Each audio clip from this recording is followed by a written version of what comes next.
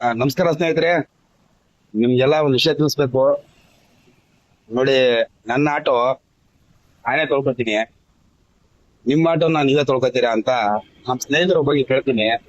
ಒಂದು ಕೇಳೋದಕ್ಕೂ ಕಾರಣ ಇದೆ, ಅದ್ರ ಮುಂದೆ ತಿಳಿಸ್ತೀನಿ. ಬನ್ನಿ, ಇದೆ ನಮ್ಮ ಸ್ನೇಹಿತರು ಇದಾರೆ, ಒಬ್ರು ಅವ್ರ ಹತ್ರ ಮಾತಾಡ್ತೀನಿ. ಅಭಿ ಅವ್ರೆ, ನಮಸ್ತೆ. ನಿಮ್ಗೊಂದು ಕ್ವಶನ್ ಕೇಳಬೇಕು, ಆನ್ಸರ್ ಮಾಡ್ತೀರಾ? ನಿಮ್ಮ ಆಟೋನ ನೀವೇ ತೊಳ್ಕೊತಿರೋ ಅಥವಾ ಯಾರಾದ್ರೂ ಬಂದು ತೊಳಿತಾರೋ ಅಂತ ಹೇಳ್ಬಿಟ್ಟು ಕಾಯ್ತಿರೋ? ಇಲ್ಲ, ನಮ್ಮ ಆಟ ನಾವೇ ತೊಳಿಬೇಕು, ನಾವೇ ತೊಳ್ಕೊತೀವಿ ಅಲ್ವಾ? ಹಾಗೆ ನಿಮ್ಮ ಮತನ ಪ್ರಚಾರಕ್ಕೆ, ಹಬ್ಬರದ ಪ್ರಚಾರಕ್ಕೆ ಅಡ ಇಡ್ತೀರಾ ಅಥವಾ ಹಣಕ್ಕೆ ಅಡ ಇಡ್ತೀರಾ ಅಥವಾ ಎಂಡಕ್ಕೆ ಅಡ ಇಡ್ತೀರಾ? ಅದು ಪ್ರಜಾಕೀಯ ಪಕ್ಷವೇ ಆಗಿರ್ಲಿ ಅಥವಾ ಬೇರೆ ಯಾವುದೇ ಸ್ವತಂತ್ರ ಅಭ್ಯರ್ಥಿ ಆಗಿರ್ಲಿ, ಇನ್ಯಾವುದೇ ಪಕ್ಷ ಆಗಿರ್ಲಿ, ಅಭಿವೃದ್ಧಿ ಮಾಡ್ತೀನಿ ಅಂತ ಬರ್ತಕ್ಕಂಥವ್ರಿಗೆ ನಿಮ್ ಮತ ಹಾಕ್ತೀರಾ ಅಥವಾ ಬರೀ ಗ್ಯಾರಂಟಿ ಕೊಟ್ಬಿಟ್ಟು, ಆಶ್ವಾಸನೆ ಕೊಟ್ಬಿಟ್ಟು ಗ್ಯಾರಂಟಿಗಳಿಗೆ ಮಾರು ಹೋಗಿ ನಿಮ್ ಮತ ಹಾಕ್ತೀರಾ?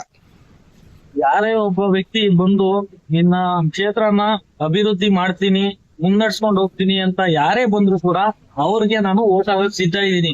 ಯಾವುದೇ ಆಮೇಶಕ್ಕೆ ಆಗ್ಲಿ ಆಸೆಗೆ ಆಗ್ಲಿ ನಾವು ಇಷ್ಟ ಪಡಲ್ಲ, ಇಷ್ಟ ಪಡೋದು ಇಲ್ಲ.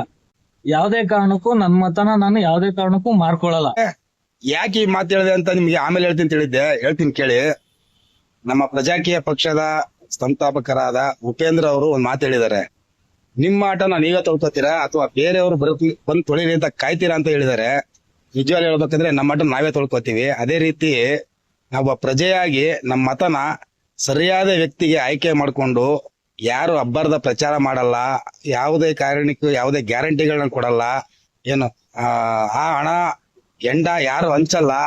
ಅವ್ರು ಯಾರೇ ಆಗಿರ್ಲಿ, ಪ್ರಜಾಕೀಯ ಆಗಿರ್ಲಿ ಅಥವಾ ಇನ್ನೊಂದು ಪಕ್ಷದವರಾಗಿರ್ಲಿ ಅಥವಾ ಸ್ವತಂತ್ರ ಅಭ್ಯರ್ಥಿ ಆಗಿರ್ಲಿ, ಅವ್ರು ಯಾರೇ ಆಗಿರ್ಲಿ, ವಿದ್ಯಾವಂತರಾಗಿ ನಮ್ಮ ಕ್ಷೇತ್ರವನ್ನ ಮುನ್ನಡೆಸ್ತೀನಿ, ಅಭಿವೃದ್ಧಿ ಮಾಡ್ತೀನಿ ಅಂತ ಯಾರು ಬರ್ತಾರೆ ಅವ್ರಿಗೆ ನಮ್ಮ ಮತ ಹಾಕೋದಕ್ಕೆ ನಾವು ಖಂಡಿತವಾಗಿ ಸಿದ್ಧ ಆಗಿದ್ದೀವಿ. ಮತ್ತೆ ನಾನು ಅವ್ರಿಗೆ ಮತ ಹಾಕ್ತೀನಿ ಅಂತ ಪ್ರತಿಜ್ಞೆ ಮಾಡ್ತಾ ಇದ್ದೀನಿ. ನೀವೇನಂತೀರಾ? ನೀವ್ ಹಿಂಗೆ ಹೇಳ್ತಿದ್ರಿಂದ ಸರ್, ಆಟೋ ಗಲೀಜಾಗಿದೆ, ಯಾರ್ದು ಬಂದು ನೀರ್ ಹಾಕ್ರಪ್ಪ, ನೀರ್ ಕ್ಲೀನ್ ಮಾಡ್ರಪ್ಪ ಅಂತ. ಆ ಕ್ಲೀನ್ ಮಾಡಕ್ಕೆ ಯಾರು ಮುಂದೆ ಬರ್ತಿಲ್ವಲ್ಲ? ಅದು ನನ್ನ ಆಟೋ ಅಂತ ನನಗೆ ಅನ್ಸಿಲ್ಲ. ನೀವು ಬೇರೆ ಆಟೋ ಕ್ಲೀನ್ ಮಾಡಿ ಅಂತ ಹೇಳ್ತಿದ್ರಿ. ನನ್ನ ಆಟೋ ನಾನು ಕ್ಲೀನ್ ಮಾಡ್ಕೊಂತಿದ್ದೀನಿ, ಪಕ್ಕದಲ್ಲಿ ಒಂದು ಆಟೋ ಇದೆ, ಅದ್ ನಿಮ್ಮ ಆಟೋ.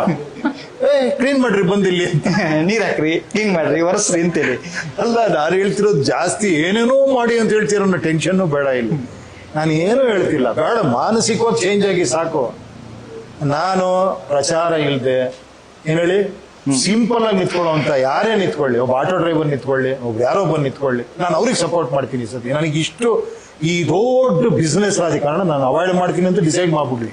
ಇದು ನಿಂತೋಗ್ಬಿಡುತ್ತೆ. ಕರೆಕ್ಟಾ? 100% ಆಗುತ್ತೆ. ಟೆಕ್ನಾಲಜಿ ಆತರ ಇದೆ, ದೇವರೇ ಚೇಂಜ್ ಮಾಡ್ತಾನೆ ಇದನ್ನ. ಇವತ್ತು ಯುವ ಶಕ್ತಿಯಿಂದ ಒಂದು ಎದ್ದಿದೆ ಗೊತ್ತಾ, ಒಂದು ಭಾವ, ಆ ಚೇಂಜ್ ಆಗುತ್ತೆ. ಇನ್ನೊಂದು ಎಕ್ಸಾಂಪಲ್ ಹೇಳ್ತೀವಿ, ನಾವೆಲ್ಲ ಇಷ್ಟು ಮಾತಾಡ್ತೀವಿ. ಮೊನ್ನೆ ಆಟೋ ಡ್ರೈವರ್ಸ್ ಪ್ರಾಬ್ಲಮ್ ಆಯ್ತು. ಹೌದು ಸರ್, ಗ್ಯಾಸ್ದು 1 ಕಿಲೋಮೀಟರ್ ನಿಂತಿದ್ರು. ಹೆಂಗ್ ನಿಂತಿದ್ರು ಸರ್ ಅವರು? ಹೆಂಗ್ ನಿಂತಿದ್ರು? ಎಷ್ಟು ಡಿಸಿಪ್ಲಿನ್ಡ್ ಆಗಿ ನೋಡಿದ್ರೆ ಆಶ್ಚರ್ಯ ಅನ್ಸತ್ತೆ. ಒಂದು ಸಾಲ್ ಅಂದ್ರೆ ಮಧ್ಯದಲ್ಲಿ ಒಂದು ರೋಡ್ ಗ್ಯಾಪ್ ಇದ್ರೆ ಗ್ಯಾಪ್ ಕೊಟ್ಟು ನಿಂತಿದ್ದಾರೆ ಮತ್ತೆ ಸಾಲು. ಅವ್ರು ವಿಚಾರವಂತರಂತೀರಾ ಏನಂತೀರಾ ಅವ್ರನ್ನ? ವಿಚಾರವಂತರು. ಆ ವಿಚಾರವಂತಿಗೆ ಕಾರ್ ಓಡಿಸೋನ್ ಹತ್ರ ಇರಲ್ಲ, ಕೊಯ್ ಅಂತ ನುಗ್ತಾ ಇರ್ತಾನೆ. ಅವ್ರನ್ನ ನೋಡಿ ನಾವು ಕಲಿಬೇಕು. ನಾವು ಅವ್ರಿಗೆ ಏನ್ ಹೇಳ್ತೀವಿ, ಅವ್ರಿಗೆಲ್ಲ ಗೊತ್ತಾಗಲ್ಲ. ಆ ಸಿವಿಕ್ ಸೆನ್ಸ್ ಎಷ್ಟಿದೆ ನೋಡಿ ಆಟೋ ಡ್ರೈವರ್ಸ್ ಅಲ್ಲಿ. ಕಷ್ಟ, ಬದುಕು ಕಷ್ಟ ಇದೆ, ಗ್ಯಾಸ್ ಸಿಗ್ತಾ ಇಲ್ಲ, ಪ್ರಾಬ್ಲಮ್ಗಳಿದೆ, ಆ ಡಿಸಿಪ್ಲಿನ್ ಬಿಟ್ಟಿಲ್ಲ ಅವರು. ಏನ್ ಸರ್, ನೀವೆಲ್ಲ ನೋಡಿರ್ಬೋದು. ಕರೆಕ್ಟ್. ಹೆಮ್ಮೆ ಅನ್ಸಲ್ವಾ ನಮ್ಗೆ?